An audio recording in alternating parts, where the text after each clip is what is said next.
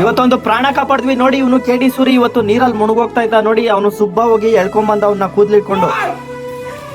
ಅವ್ನ ಯಾರ ಮುಳುಗೋಗ್ತಾನೆ, ಬಾರ ಬೇಗ, ನನ್ಗೆ ಈಜ್ ಬರಲ್ಲ. ಅಯ್ಯ ಇವನು ಇಂಥ ಮನುಷ್ಯನು. ದೂರನೇ ಇರು ಕೂದ್ಲಿಟ್ಕೊ ಅವನ್ನ, ಇಲ್ಲಾಂದ್ರೆ ನಿನ್ನ ದೊಬ್ಕೊಂಡ್ಬಿಡ್ತಾನೆ. ಆಮೇಲೆ ಈಜಕ್ಕಾಗಲ್ಲ, ನೀನು ಅವನ ಜೊತೆನೆ ಹೋಗ್ಬಿಡ್ತೀಯ. ಹಂಗೆ ಎಳ್ಕೊಂಬ ಈಜ್ ಬರಿಲ್ಲ ಅಂದ್ರೆ ಏನ್ ದುಮ್ಕಿದ್ದು ನೀನು. ತೊಳ್ಳು ಹಂಗೆ ಮೇಲಕ್ ತೊಳ್ಳ ಅವನ್ನ.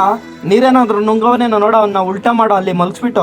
ನೋಡಿ ನಮ್ ಲೈಫ್ ನಲ್ಲಿ ಈಜ್ ಕಲ್ತಿಲ್ಲ ಅಂದ್ರೆ ಒಂದಲ್ಲ ಒಂದ್ ಟೈಮ್ ಹೀಗೆ ಹಾಗೆ ಆಗುತ್ತೆ. ನೋಡಿ ನಮ್ ಲೈಫ್ ಎಷ್ಟು ಇಂಪಾರ್ಟೆಂಟು, ಆ ಈಜ್ ಕಲಿಯೋದು ಅಷ್ಟೇ ಇಂಪಾರ್ಟೆಂಟ್. ಪ್ರತಿಯೊಬ್ಬರಿಗೆ ಏನ್ ಹೇಳಕ್ ಇಷ್ಟಪಡ್ತೀನಿ ಅಂದ್ರೆ, ನೋಡಿ ಇವಾಗ ಮಕ್ಳಿಗೆ ಸ್ಕೂಲ್ ಬೇರೆ ರಜಾ ಬರ್ತೈತೆ, ನೀವು ಎಲ್ಲೋ ಕೆಲ್ಸಕ್ಕೆ ಹೋಗಿರ್ತೀರಾ, ಮನೆ ಹತ್ರನೇ ಇರು ಅಂತ ಹೇಳ್ಬಿಟ್ಟು ಹೋಗಿರ್ತೀರಾ. ನೋಡಿ ಅವರು ಆಡೋ ಮಕ್ಳು ಇರ್ತಾರ, ಹೆಂಗೋ ಯಾಮಾರಿಸಿ ಬಾವಿ ಹತ್ರ ಹೋಗಿರ್ತಾರೆ, ಯಾರೋ ಯಾಮಾರಿ ತೊಳ್ಬಿಟ್ರೆ ಕಣ್ಣು ಮುಚ್ಚಿ ಕಣ್ಣು ತೆಗೆಯೋಷ್ಟೊಳಗಡೆ ಜೀವ ಹೊರಟೋಗಿರುತ್ತೆ. ಪ್ರತಿಯೊಬ್ಬ ಪೇರೆಂಟ್ಸ್ ನಿಮ್ಮ ಮಕ್ಕಳನ್ನ ನೀವೇ ಸ್ವತಃ ಕರ್ಕೊಂಡೋಗಿ ಅವ್ರಿಗೆ ಈಜ್ನ ಕಲ್ಸ್ಕೊಡಿ.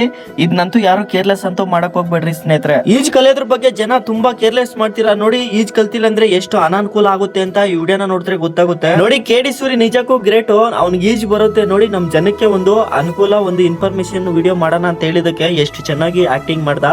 ಇದನ್ನಾದ್ರೂ ನೋಡಿ ನಮ್ ಜನ ಕಲ್ತ್ಕೊಬೇಕು.